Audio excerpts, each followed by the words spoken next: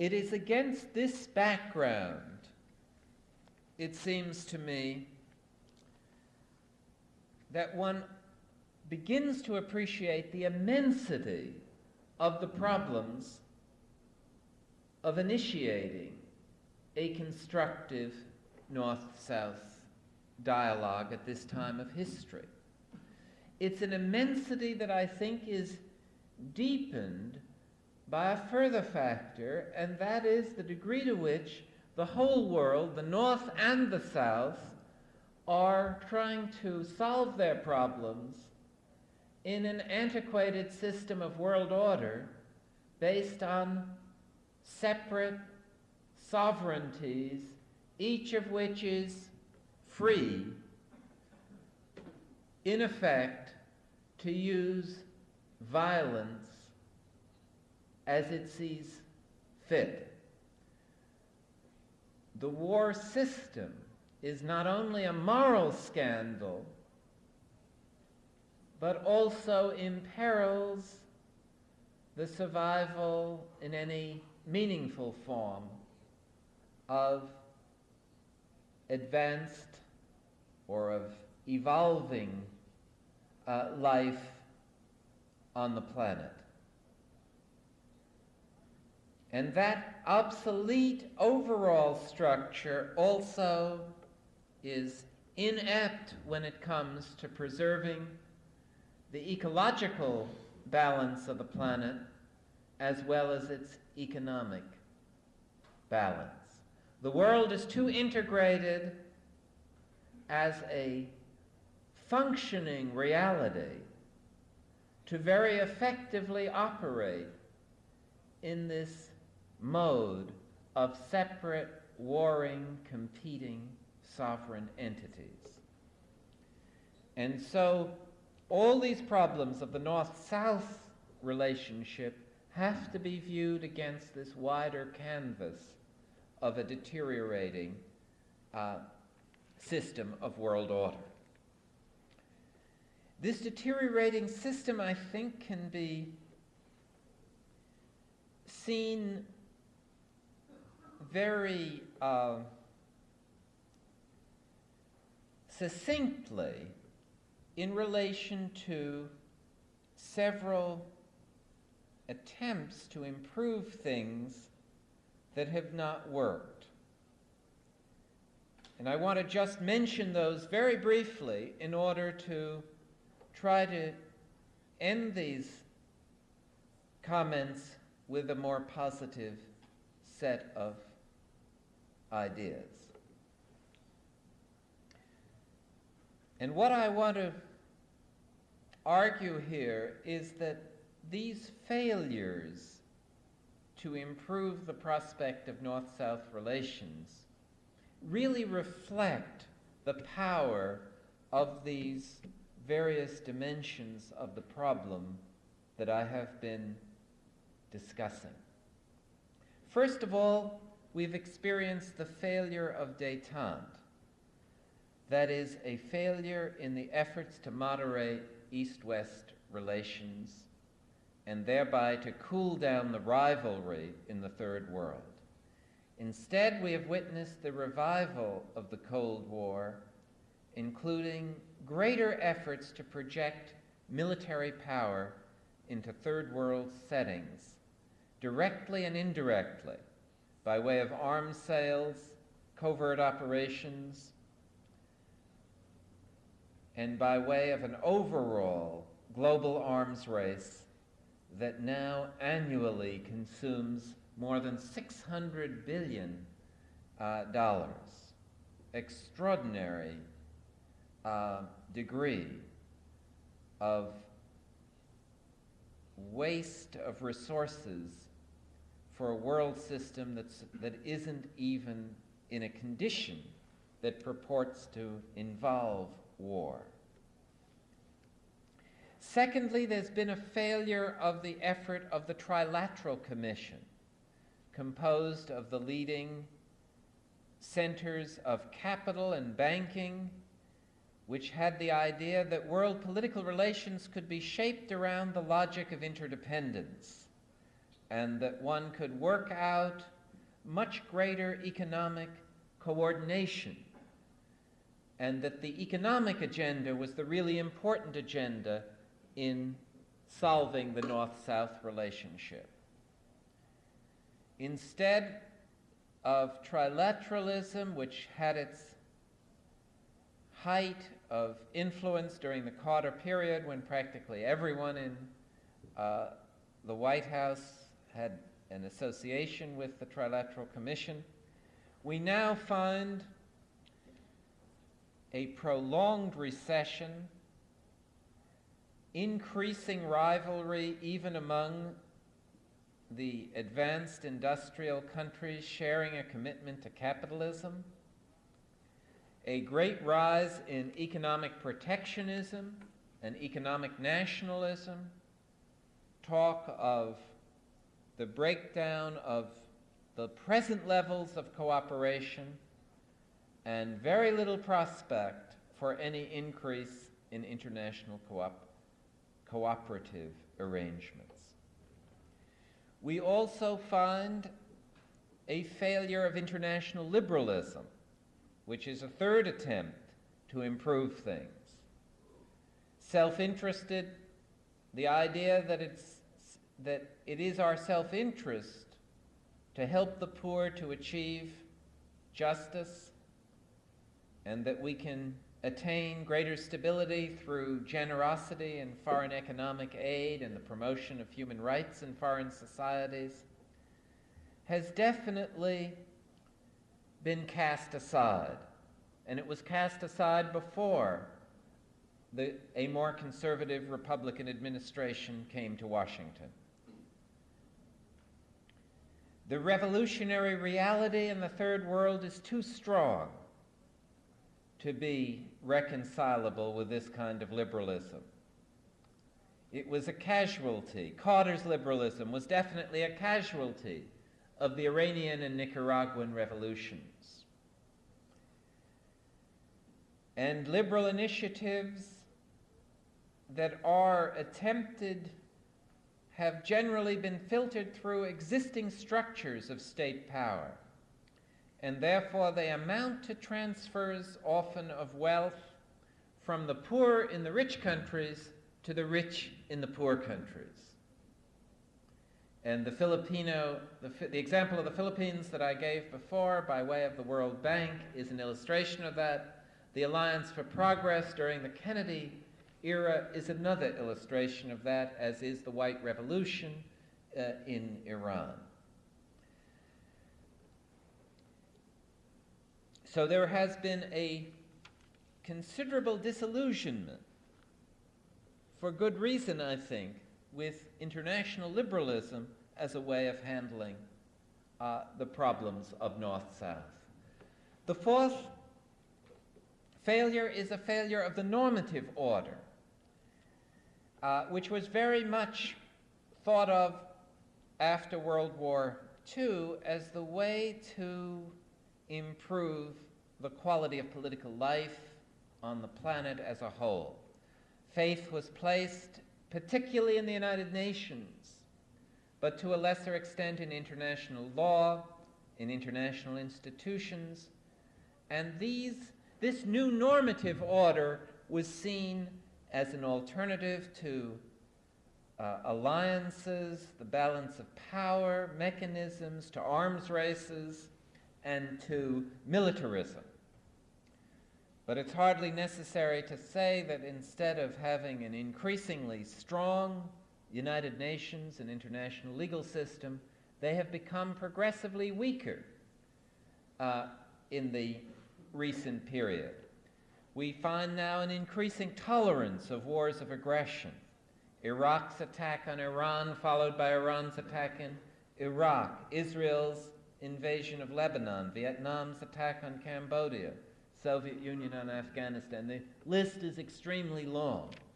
And not only does this behavior occur, but the United Nations is more and more irrelevant to its occurrence. There's not even an attempt to relate these major political developments to these normative institutions in international society. And on the other side, there's a loss of any confidence that one can improve the normative order by creating a new international economic order, which was the great hope of the Third World in the post-74 period. There's too much oil around for a sluggish world capitalist economy. Therefore, OPEC has lost whatever leverage it was able to exert on behalf of the Third World. There's a decline in the capacity of the Western countries because of their own economic problems. There's a decline of their willingness to go along with international economic reform.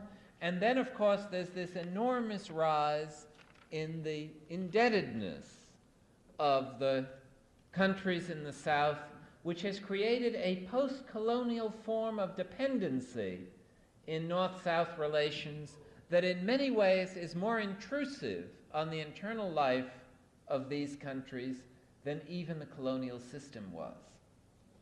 And finally, we find the breakdown of such normatively positive efforts as that to create a new law of the seas, which had among other objectives the idea that there would be a common heritage of mankind created out of the new resources, the mineral resources of the oceans. Not only has this not materialized, but these mineral resources of the oceans have been swallowed up by the multinational corporation rather than being diverted for the benefit of the poorer developing countries. The fifth failure has been the failure of the world economic order to provide an improving prospect for the South and for North-South relations. The basic conviction had been that there would be an engine of world economic growth that no matter what else would happen, would see to it that all elements in the world system were benefited, that the pie would keep getting bigger, and that would create a gradual improvement in the living standards of the poor as well as the rich. But what has happened, of course, is that the process of growth has run up against ecological limits. It has run up against very severe crisis in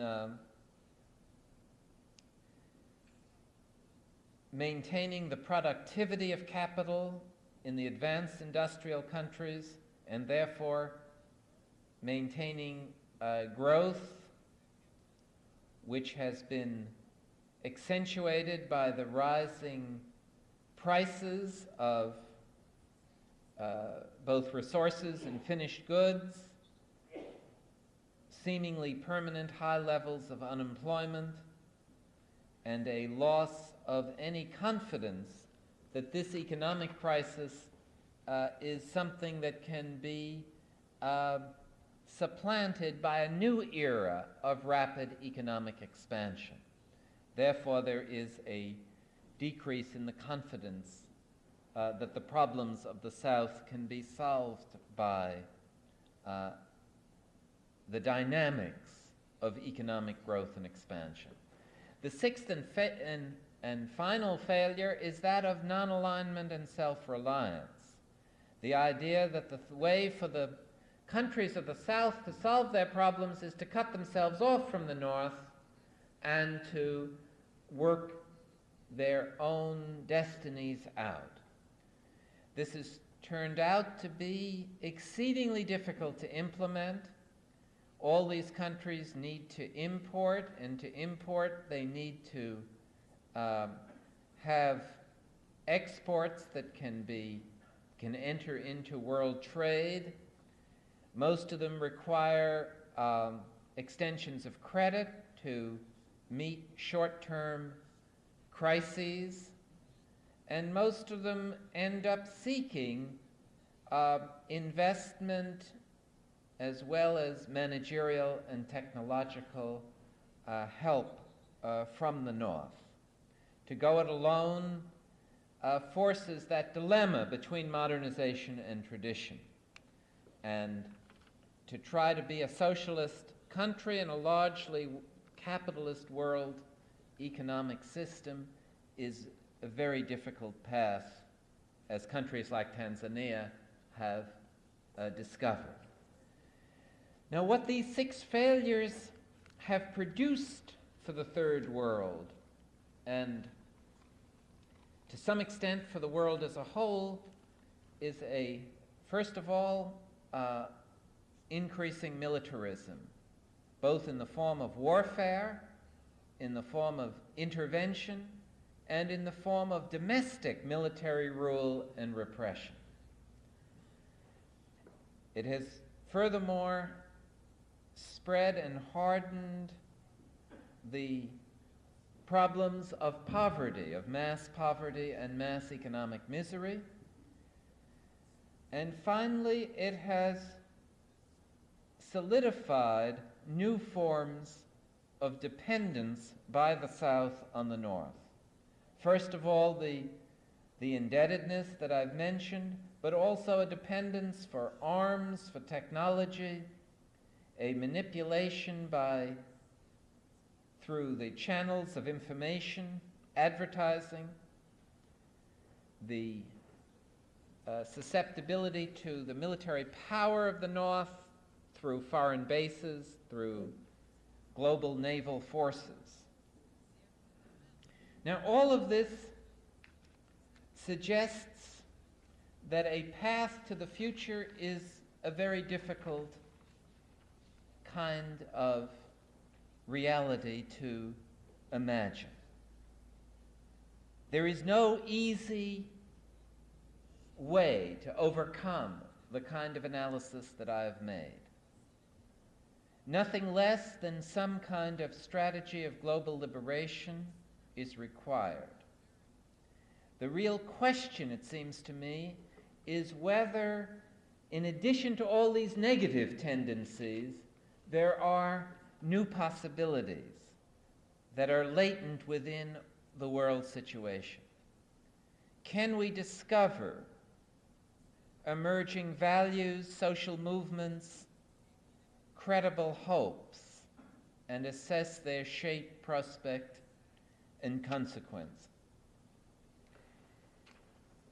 I just want to leave you with a few suggestions along these lines. First of all, I think it's very important to realize, and I think more and more people in all parts of the world are realizing it, that any form of liberation comes from below. All significant social movements for change and transformation have come from the people, not from established institutions of power. Whether one's thinking of the national independence movements themselves, or such movements as those for civil rights, women's movement, or the movement for peace and security in the advanced countries, or even something as specific as the nuclear freeze movement, all of these things, all of these movements that suggest a different image of security, a different image of what the relations between state and society should be, all of these movements have started as movements of resistance, as movements that are disillusioned to varying degrees with the potential of the formal political process to find adequate solutions. The essence, it seems to me, of what one is dealing with is a movement that looks toward some kind of very fundamental renewal. That war has become a scandal, that the renunciation of violence is not only morally important but politically necessary, that power and responsibility must be redistributed within advanced societies, and that a government for, by, and of the people is something that has to be struggled for. It is not something that any longer exists. Especially when it comes to national security, there are no democratic societies left in the world. No king ever had the power that an American president has to unleash unilaterally, without consultation, without any advanced guidelines, a set of decisions culminating in nuclear war that determine and shape the entire destiny of our own society as well as other societies at the same time.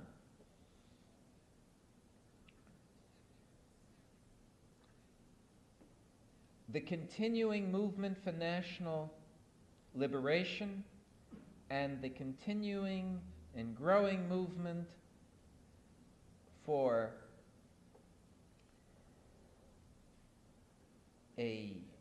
restraint and finally for repudiation of nuclear weapons seems to me to be the two cutting edges of an effort for something new to emerge in the world.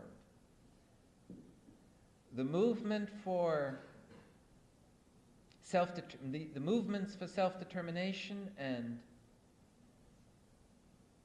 national liberation that continue to be concentrated in the Third World are essentially, in their first world implications, calls to renounce intervention. Nothing could improve the quality of North-South dialogue more fundamentally than a renunciation of interventionary geopolitics, direct and indirect, by all possible means.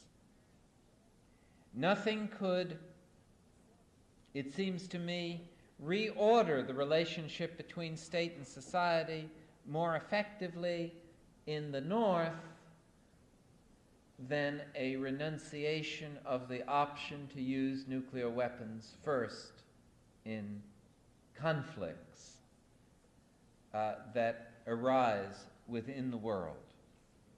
These two central elements, it seems to me, are at the base of something new that is emerging, but it will only take a politically effective form if it really gathers the strength of a movement of cultural revitalization. Theodore Roszak has written that the spiritual void in our lives is the prime political fact of our time. It is the secret of our discontent. And that seems to me to be the essence of our present circumstance. That we have this spiritual void that has produced a great deal of discontent, and that discontent has led the mainstream of our society either into a condition of passivity and disaffection, of basically not caring, of being ready to die if necessary, if our leaders do some foolish things, but not caring enough to act. That's one form of response, and the other form is to join some kind of cult, some kind of terrible simplification of the realities facing the world, and to think that either those who run the Jonestowns of the world or the unification churches of the world have the answers. That is, the pressure to find answers, which is a cultural demand arising out of the spiritual void, leads to the flourishing of false messiahs and to a great susceptibility to the easy answers rather than the hard political struggle for a new future. And that hard political struggle for a new future seems to me to be a mixture of the politics of resistance and struggle and something that is associated really in our religious tradition with faith. That is something that the Apostle Paul called the substance of things hoped for, the evidence of things not seen. And he spoke of the need of those that had the faith to seek what he called a better country. That is something that is different from the country from whence they came out of. And he associates the essence of what Christianity was about is a pilgrimage to something that is not yet established but which can be glimpsed. And I genuinely think that what we are confronted with as a civilization in relating to ourselves and in relating to the South is a challenge of pilgrimage in its essence, and a search for a way to find security without relying on the instruments of militarism, and a way to find decency without insisting upon privilege and exploitation, something that moves in the direction, therefore, of sharing and of nonviolence.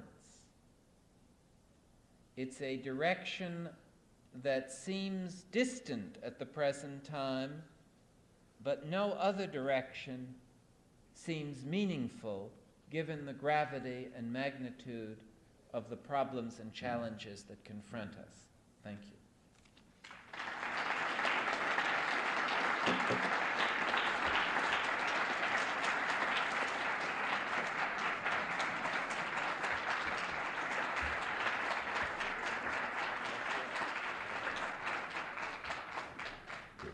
Dr. Falk is perfectly willing to take questions from the audience for the next 20 minutes or so. So feel free. Yes. It's easy to sit in a rather comfortable environment like this and tack on failures and things that have been tried in the past and talk about global liberalization. Let's pretend like I'm a subsistence farmer from Burundi. Can you explain to me why global liberation stands any more chance of being effective than any of the schemes that have been tried in the past? Well, first of all, it's not a scheme. See, what I'm really trying to say is that the frameworks within which we've tried to do something for the circumstance of the subsistence farmer in Burundi, of which I claim very little knowledge, that circumstance is very much shaped by a set of structures that work against any kind of positive contribution to improving his or her existence. When I talk about global liberation, I'm talking not about some kind of scheme, but something that I believe is emerging, that there are these tendencies emerging in the world, and that these tendencies are bearers of new values, new attitudes, new social formations, and that they look toward a set of relationships that seems to me to be less exploitative and more capable of sustaining both the material existence of people in the third world and of satisfying their own normative vision for a better kind of life. And so what I'm really saying is that the continuing struggle for national liberation at national level, which is really a struggle for self-determination and autonomy,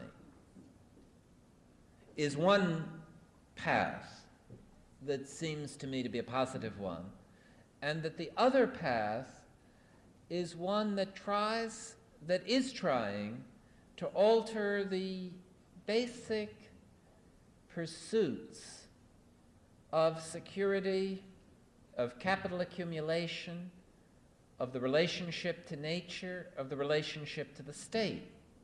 These things are happening. Whether they're happening fast enough and powerfully enough is difficult to say. They don't seem to be.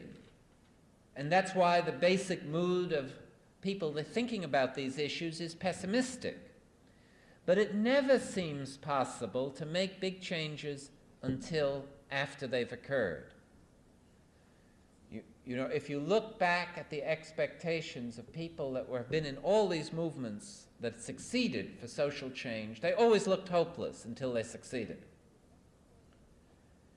And I think that we don't know enough to be discouraged.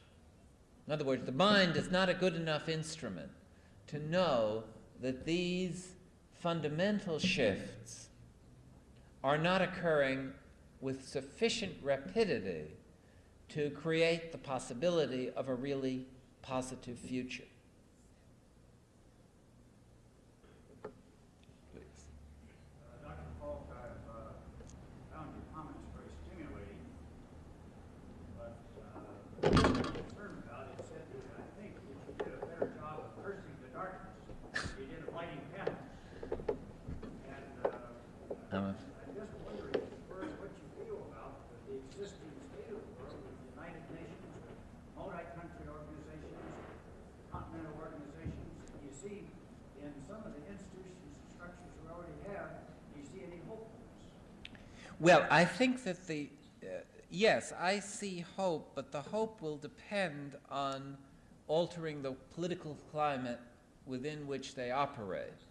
And there's no hope directly. I mean, people who go around thinking that you can reform the United Nations or do things with mechanisms, I think are badly self-deceived at this stage.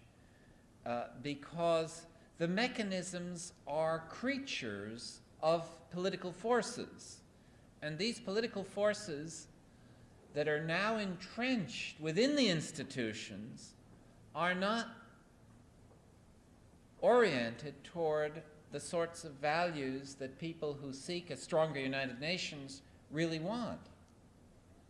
And it's not, if you look at the history of the Law of the Sea negotiations, just a very concrete thing, one sees that all the idealistic words have remained. It's just that the content has been realigned in favor of the more powerful forces that exist in the world. And those powerful forces are not dedicated, they're rather selfish, self-interested, and they're not dedicated toward the idealistic imagery implied by the language. And I've always been skeptical, even in the United States, of creating a Department of Peace, so long as we have the climate that we have here. You look at the Arms Control and Disarmament Agency at the present time, which was a very big project of what I would call liberal internationalists. It's headed now by someone who is an ardent advocate of increased military spending, a determined opponent of arms control negotiations of any meaningful sort. The United States is represented in the arms control talks by a general who made his reputation in this organization called, what was it called? Well, it doesn't matter, but it was an organization that had as its main message that the United States was underarmed and needed to regain military superiority. The crucial thing seems to me to be what social forces are going to control the political process in this country. And as long as the existing social forces control the political process, the policies will be the same. Now, they may have a nicer tone. They may vary slightly, depending on who the occupant of the White House is. But that's not the center of the problem, it seems to me. It's not accidental that everyone makes their best statements in their farewell addresses, from Eisenhower on. You know, they always warn us of militarism when they leave, when they have no power left. It's Rickover, after decades of working to build this extraordinary nuclear submarine fleet, tells us about the madness of militarism. Now, why is that? These aren't evil people, but the structure of power is such that you can't operate within the system, even if you're president, unless you adapt to a permanent bureaucracy that is very committed to the path of militarism at the present time. Jimmy Carter, in his inaugural address — you can sometimes say pretty good things in your inaugural address because you're not quite there yet — he said he was going to work to eliminate nuclear weapons every day of his presidency. And that was the only thing that got applause from a rather establishment inaugural audience. He never again said anything like that until his farewell address. Now, why didn't he? You have to ask yourself, why didn't he? Did he forget it? Was it something that do people just use more intense language on ritual occasions? No, I don't think that had much to do with it. I think it really is that the governing of these superpowers at the present time is shaped by forces that are buried deep within the national bureaucracy, deep within the state bureaucracy, and are not susceptible to democratic process. And one of the reasons why there's such a degree of voter disaffection in this country, less than 52% of American people didn't vote, I think, in the last presidential election, is that they intuitively realize that fundamental issues are not being presented to the choices are not fundamental. And therefore, in some real way, even though the right to vote is a precious right, if you know anything about the way in which most societies are governed in the world, that's true that it's a precious right, but it's also true that it doesn't make any difference as far as fundamental economic, social questions are concerned. And as far as these basic international questions are concerned, they are not receptive, they are not responsive to the democratic process. The two-party system doesn't work, Congress doesn't work. None of the official mechanisms for dealing with the problems operate. And it's for that reason that I think it is bad consciousness or false consciousness to look anywhere other than popular social movements that aim to recreate a political climate in which new kinds of leaders can emerge. And that climate is beginning to be created. I was amazed that even Alexander Haig, who visited Princeton last week, said he was not going to say anything against the freeze, the nuclear freeze, because he believed serious people could disagree about the future security of the country. Now, he wouldn't have said that 3 years ago, and he hasn't changed his ideas about the role of military power. He recognizes that if he wants to be a national figure now, you can't talk that way anymore. The word hasn't gotten to Ronald Reagan yet, but it'll get there. I mean, it'll get there, or he'll be back on the ranch pretty soon. Have you read Marilyn Ferguson's Aquarian Conspiracy? And also, can you elaborate some more on your opinions of what American social movements are right now? Did everyone hear the question? What do I think of Marilyn Ferguson's Aquarian Conspiracy, and what do I think of the state of American social movements at the present time? Well, being born beneath the sign of Scorpio, I'm not favorable to conspiracies launched by other signs.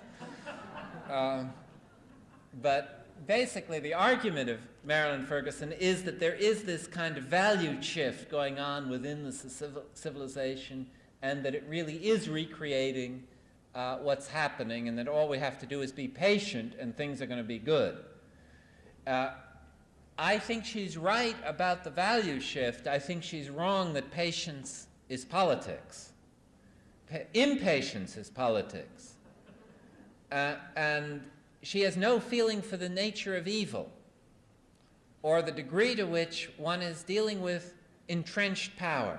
And entrenched power requires struggle.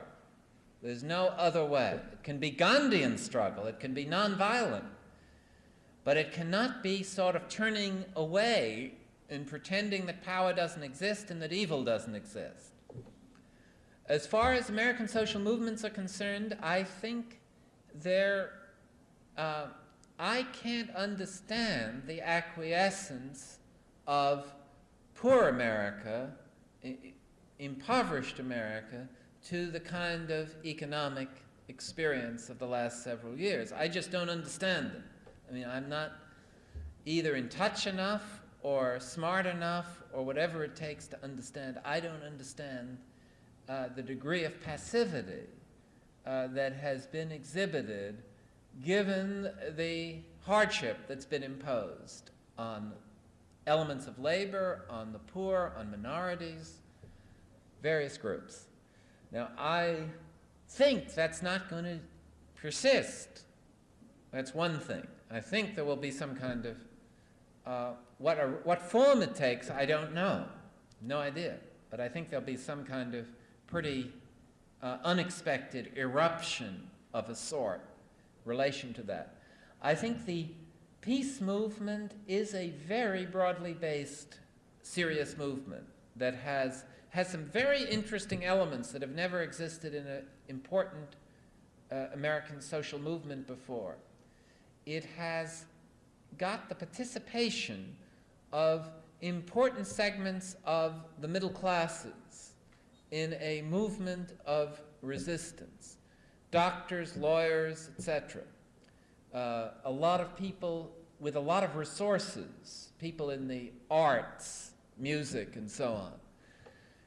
So that it has a staying power that social movements have not had in the past. Also, it's linked, it seems to me, not to Moscow, as is said in Washington, but it's linked to other very strong movements in Europe and Japan, Australia, India, other places, and is a really first example of a powerful transnational social movement that may be the beginnings of an effort to deal with war in the manner that slavery began to be dealt with in the 19th century, as something that no longer is tolerable in human society.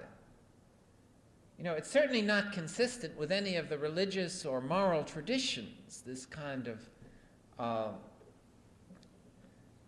killing and technology for killing that consumes so much of our energies and resources.